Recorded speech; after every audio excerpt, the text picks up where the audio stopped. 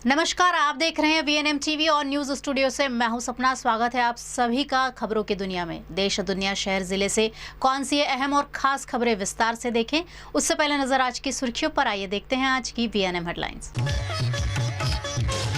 पश्चिम बंगाल में सुवेंदु अधिकारी बनाएंगे सरकार, तमिलनाडु में विजय बनेंगे मुख्यमंत्री। गुजरात के झगड़िया के सिलिका प्लांट में दर्दनाक हादसा, ट्रक की चपेट में आए 4 बच्चे, एक की मौत। बड़ोदरा में परिवार से बचने छात्रा ने रची साजिश, खुद पर ही किया हमला।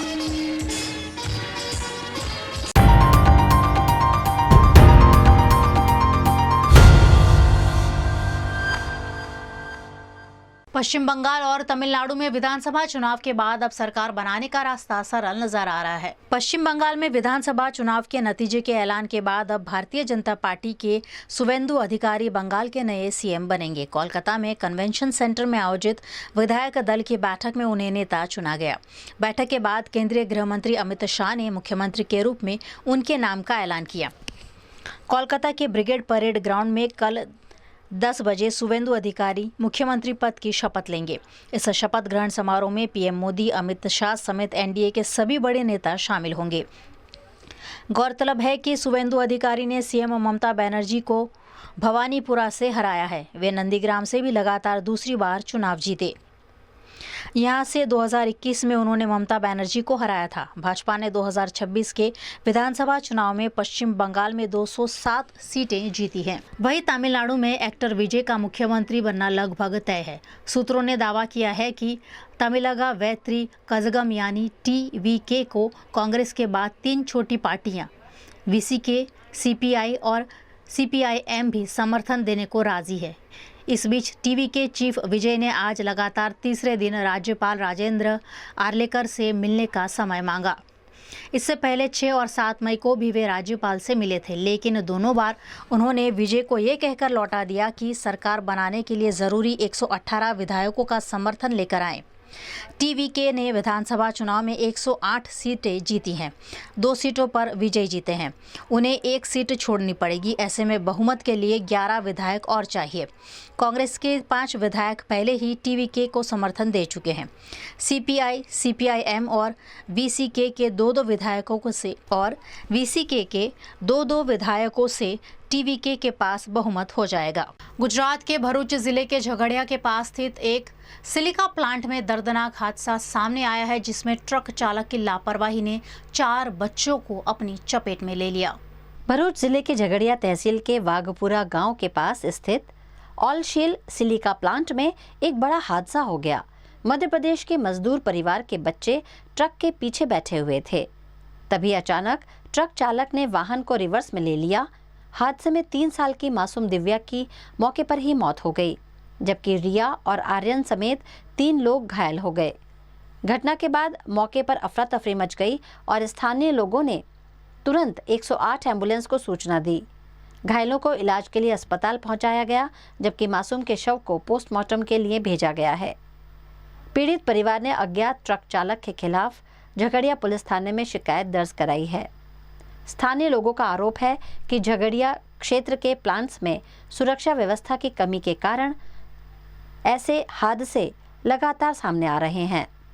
वडोदरा में छात्रा पर हमले के मामले में बड़ा खुलासा हुआ है। पुलिस जांच में सामने आया कि अज्ञात हमलावर नहीं बल्कि छात्रा ने खुद ही पूरी साजिश रची थी। वडोदरा में छात्रा पर हुए कथित हमले के मामले में पुलिस जांच में बड़ा खुलासा हुआ है। शुरुआती दौर पर छात्रा ने दावा किया था कि उमा 4 रास्ता इलाके में किसी अज्ञात शख्स ने उस पर हमला किया, लेकिन अब जांच में पूरी कहानी झूठी निकली है। पानीगेट पुलिस की जांच और सीसीटीवी फुटेज के आधार पर सामने आया कि छात्रा ने खुद ही इस पूरे घटनाक्रम की साजिश रची थी। पुलिस के अनुसार छात्रा पिछले 4 साल से प्रेम संबंध में थी और वह नहीं चाहती थी कि इस रिश्ते की जानकारी उसके परिवार तक पहुंचे। इसी कारण उसने खुद चाकू खरीदकर अपने ऊपर हमला किया और घर से लाया हुआ फिनाइल पीकर अस्पताल पहुंची। वहां उसने अज्ञात हमलावर द्वारा हमले की झूठी कहानी बताई। हालांकि पुलिस ने कुछ ही घंटों में मामले का पर्दाफाश कर दिया। सीसीटीवी फुटेज और पूछताछ के दौरान छात्रा की कहानी में कई विरोधाभास सामने आए, जिसके बाद सच्चाई उजागर हुई।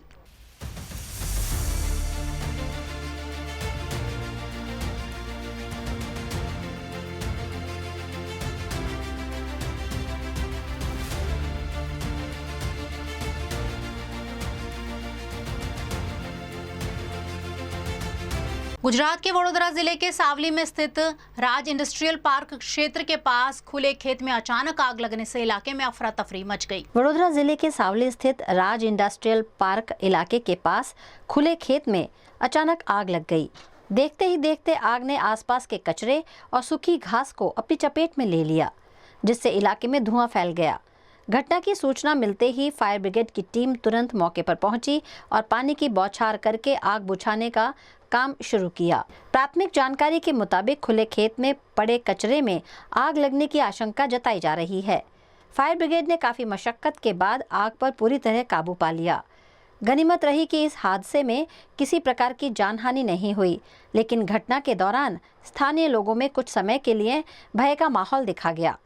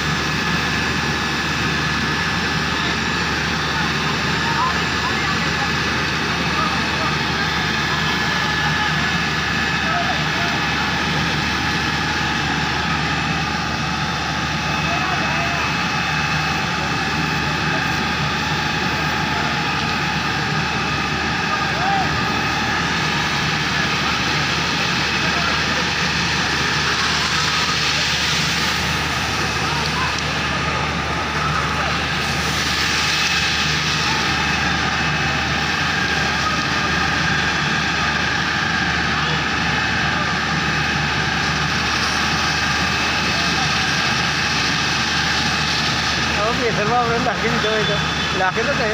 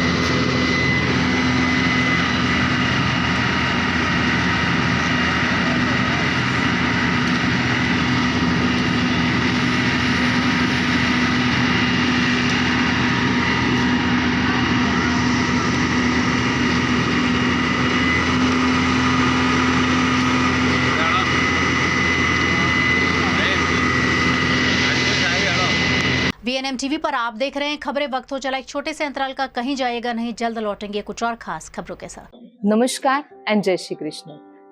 मार्च एंडिंग है और हर कोई अपनी कंपनी की बैलेंस शीट देखता है कि लास्ट ईयर के कंपेयर में हमने कितना ग्रोथ किया, पर मुनाफे से बड़ी बैलेंस शीट होती है भरोसे और प्रेम की। इसीलिए हम सारा गंडोईकर के लिए सबसे ज्यादा इम्पोर्टेंट है कि हमने हमारे अपनों को क्या दिया और मिलकर हमने कितना ग्रोथ किया।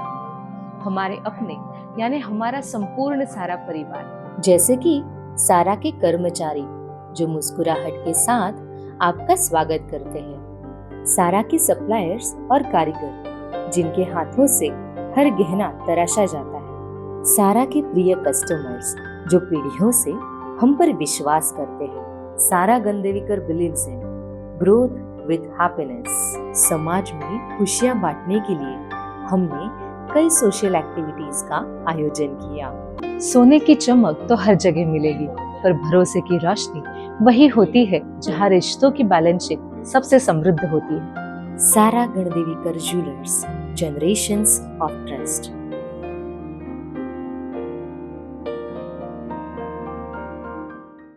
સંજય, આપણી સંકલ્પની બાંધણી જે વર્લ્ડ વાઇડ ફેમસ થઈ છે તો એનું શરૂઆત તો આપણે વડોદરાથી જ કરી છે, તો મને એવું લાગે છે કે આપણે વડોદરાનો ખૂબ ખૂબ ખૂબ આભાર માનીએ. Thank you so much thank you so Vadodara. Much. અને હજી આપણે આ બાંધણીને વધારે ને વધારે સ્પ્રેડ કરવી છે, એટલા માટે ખાસ તમને લોકોને રિક્વેસ્ટ છે કે તમે અમારા સ્ટોર પર આવો અને આ બાંધણીનું કલેક્શન જોઈ અને એમને એન્જોય કરો. So you all are most welcome. Thank you so much. Thank you.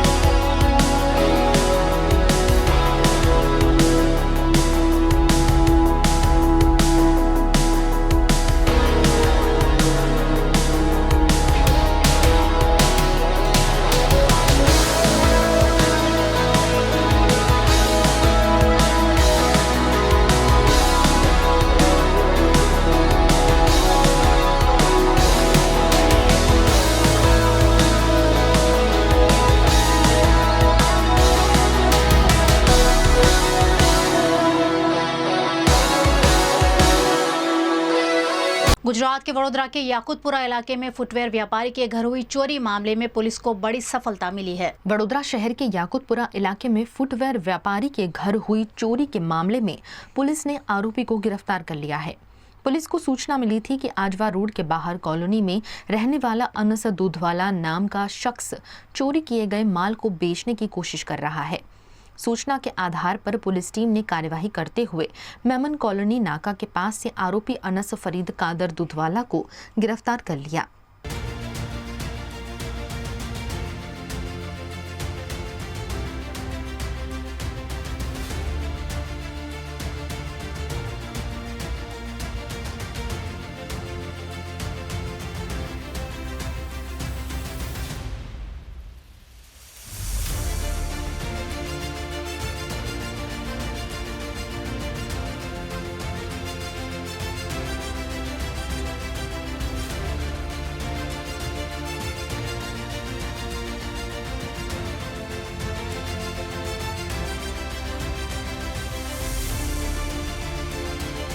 तलाशी के दौरान आरोपी के पास से चोरी के सोने और चांदी के गहने 13,700 रुपए नकद और विदेशी करेंसी के 250 पाउंड बरामद किए गए।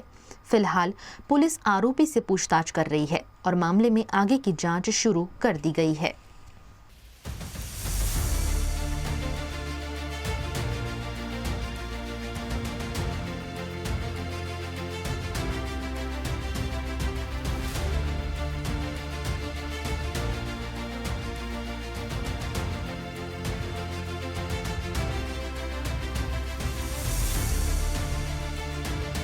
बड़ौदा शहर का याकूतपुरा विस्तार है। यहाँ पर ये जो मकान है, यहाँ पर मेरा सन और उसकी अपने फैमिली वगैरह यहाँ पर रहते हैं। अगले हफ्ते मेरी हालोल खाते मेरी मदर का अवसान हुआ था, तो हम ये लोग घर बंद करके हालोल पे आए थे। घर बंद था, इन बिटवीन हमारे यहाँ पर जो बड़ौदा में और आजवा रोड पे रहता अनस दूध वाला करके लड़का था, वो उसकी आने जाने की थी, वो ये घर से वाकिफ़ था। घर बंद था उस समय, इसने ये थमले पे चढ़ के ऊपर अपने मकान में उतर के ये चोरी की घटना को अंजाम दिया था। और इसमें इंडियन करेंसी, विदेशी करेंसी और गोल्ड के जेवरात समेत 4.5-5 लाख का मुद्दा माल की चोरी हुई थी। इसकी फरियाद हमने बड़ौदा सिटी थाने में दी थी और इसकी तपास में बड़ौदा क्राइम ब्रांच भी जुड़ी थी। बड़ौदा क्राइम ब्रांच को महत्व की माहिती मिली थी कि ये चोरी के अंदर ये लड़का का इन्वॉल्व है। उसकी पूछपरछ के बाद ये पूरा खुलासा हुआ, उसके पास से तमाम मुद्दा माल वगैरह सब मिल गया है। अभी शहर पुलिस ये गुनाह की अपने तपास कर रही है और अभी आज इसको आरोपी को घटनास्थल पे लाके रिकंस्ट्रक्शन किया है।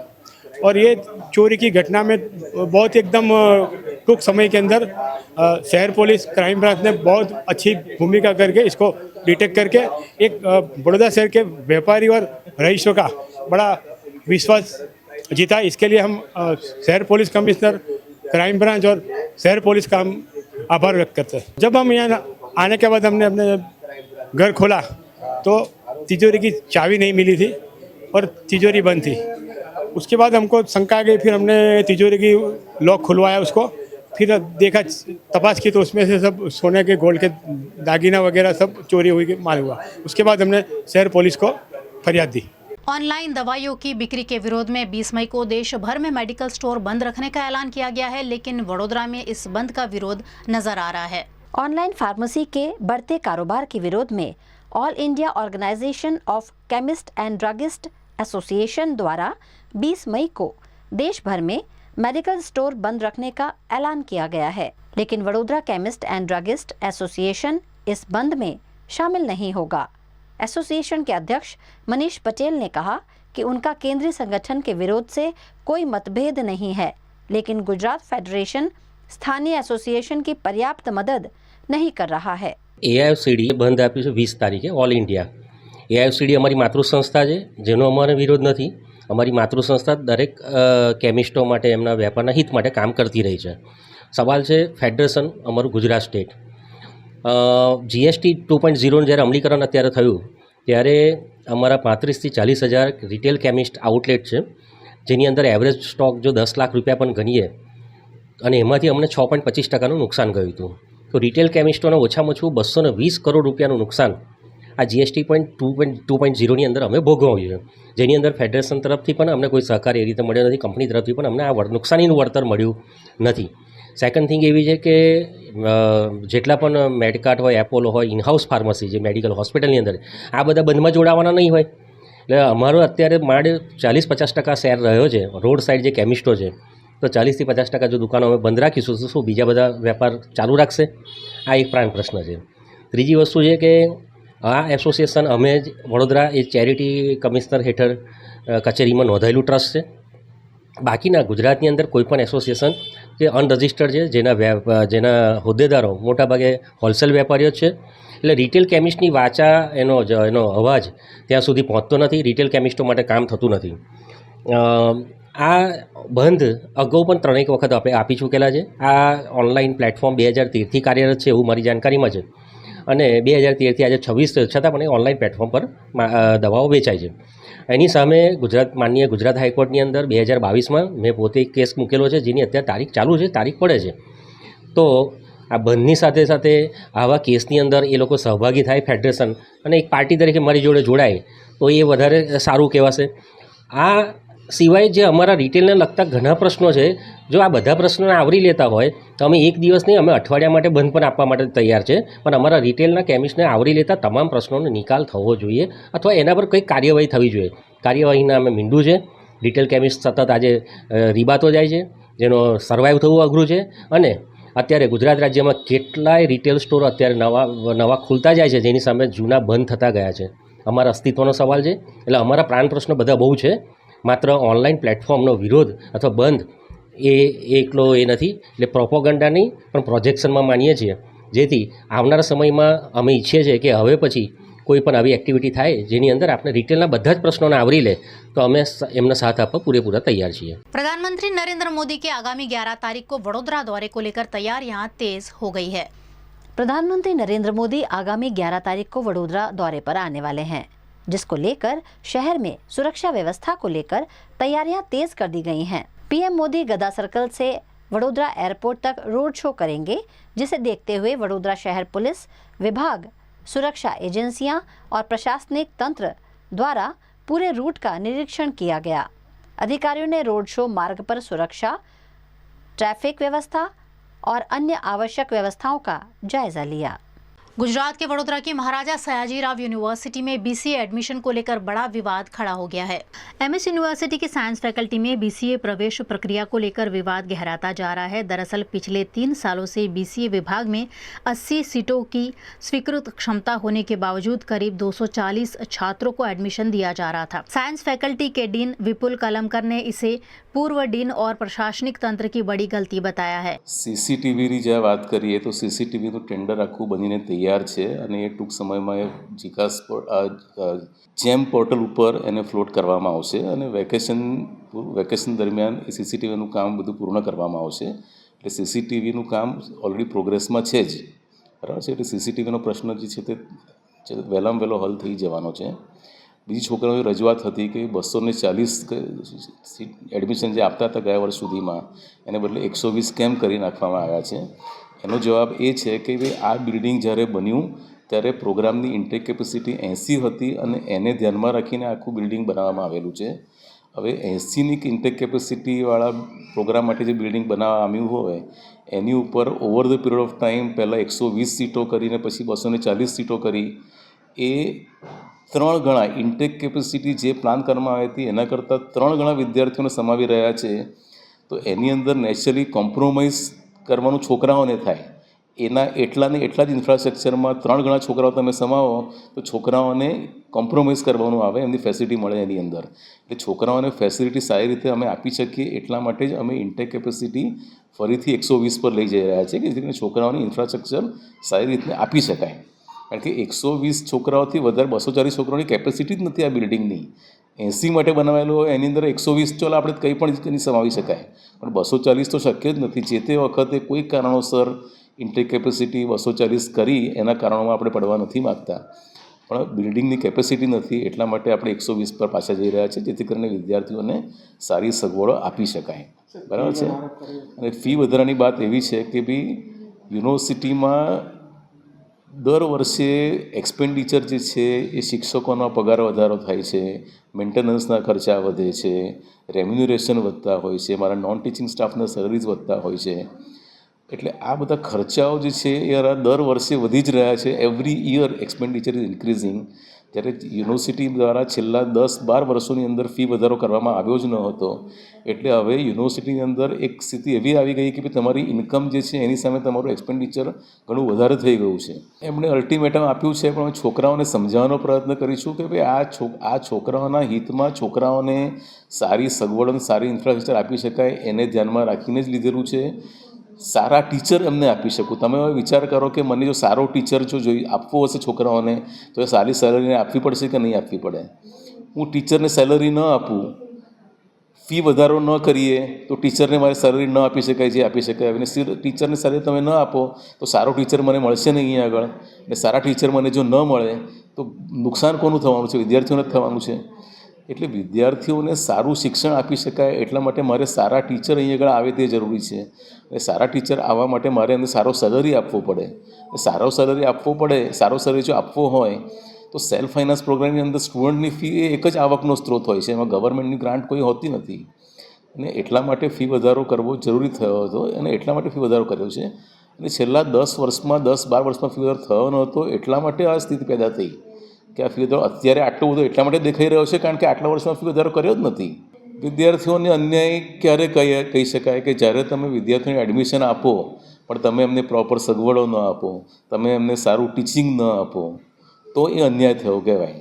હું 120 છોકરાઓને એડમિશન આપીને 120 છોકરાઓને સારામાં સારું શિક્ષણ આપું, સારામાં સારી સગવડોને ઇન્ફ્રાસ્ટ્રક્ચર આપું તો છોકરાઓને અન્યાય કઈ રીતે કહી શકાય? એને બીજા વિદ્યાર્થીઓ એડમિશનથી વંચિત રહે એની પાછળ શું છે કે આપણે એડમિશન આપવામાં વાંધો નથી, પણ મારું જો છોકરાઓ ડબલ કરવા હોય તો ઇન્ફ્રાસ્ટ્રક્ચર ડબલ કરવું જોઈતું હતું, એ ડબલ કરવામાં આવ્યું નથી.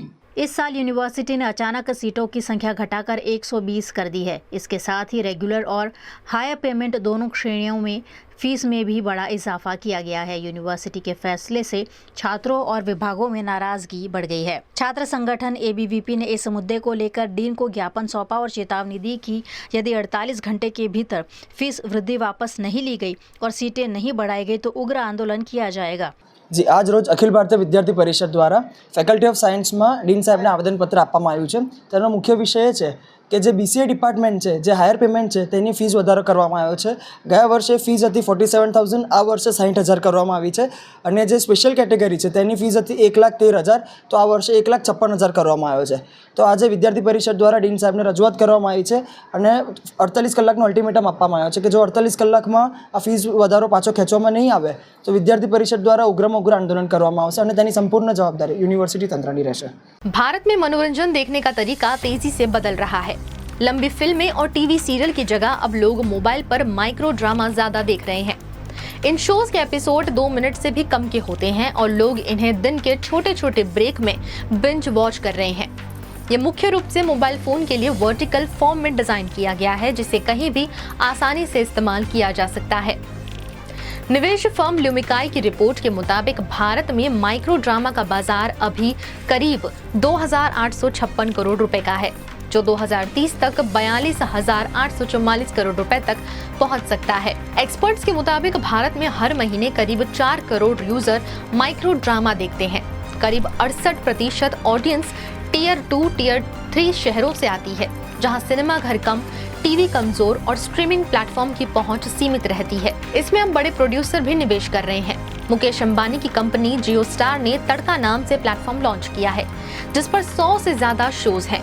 जी एंटरटेनमेंट और बालाजी टेलीफिल्म्स भी इस फॉर्मेट में उतर चुके हैं।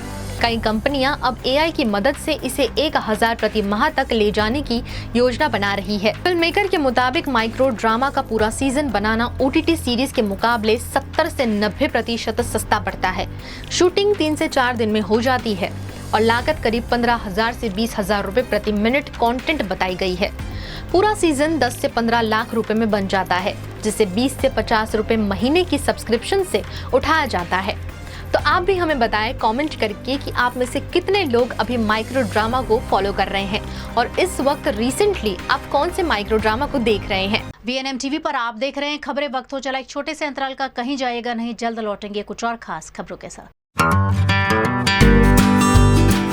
होटल तारासंस महाराजा सयाजीराव की नगरी में आधुनिकता को संजोती एक ऐसी भव्य होटल जो आपको कराती है कभी न भुला पाने वाला एहसास। तारास किचन के डाइनिंग में आपको मिलता है अलग अलग क्यूजिन्स का delicious pure veg taste. Tara's country cafe में फ्रेंड्स और फैमिली के साथ बिताए पल आपको करते हैं तरोताजा। तारास बेकरी बाइट्स की हर एक बाइट आपके टेस्ट बड को करती है सेटिस्फाइड। तारासंस में वैकेशन मनाना हो या स्टेकेशन, आधुनिक लाइफस्टाइल को फुलफिल करता है एक बेहतरीन अनुभव। छोटी बड़ी पार्टी हो या सगाई शादी जैसे बड़े मौके, बिजनेस मीटिंग हो या करनी है कोई इवेंट, तारासंस के अलग अलग कैपेसिटी के बैंक्वेट आपके खास मौके को बनाते हैं बेहद शानदार। Hotel Tarasons behind Yash complex, Geri road, near Sundaram Nagar, Gotri road, Vadodara. Is this the new RUV? Yes, it's the BG RUV 350. First time in India. With 16-inch alloy wheels, a hyperdrive motor for tough roads, and all-metal sturdy body, BG Electric presents India's first RUV. VNM Foundation, transforming lives, empowering communities. Inspired by the late Shri A.D. Vyasa's life journey, the VNM Foundation was established in 2018, dedicating and making a positive and enduring impact on lives of individual and community. V&M Foundation is working on issues that can improve the society today and tomorrow. Health and education, environmental wellness, inclusion, women empowerment, sports, art and culture. Collaborate with us. Sponsor a project through an annual CSR fund. Support activities and events for community welfare. Elevate your brand through annual association with V&M Foundation. Volunteer your time and skill. Donate now and claim an ATG tax exemption. V&M Foundation is registered under Section 80G of the Income Tax Act. V&M Foundation, transforming lives, empowering communities. For more details, contact 918734872606 or 919879572606. શું વાત કરો છો? અણખોલ કે Waghodia road પર flat શોધી રહ્યા છો અને કામાક્ષી એવન્યુ હજુ વિઝિટ જ નથી કરી? જીવનના સૌથી મોટા ડિસિઝનમાં આવી ભૂલથી પણ ના કરશો. હમણાં જ સર્ચ કરો કામાક્ષી એવન્યુ અને પહોંચી જાઓ અણખોલનો નંબર 1 પ્રોજેક્ટ સમજવા અને સેમ્પલ ફ્લેટ જોવા. અને હા, પોઝેશન આ વર્ષથી ચાલુ. Kamakshi Avenue. Call 9824012323. Project Radar approved.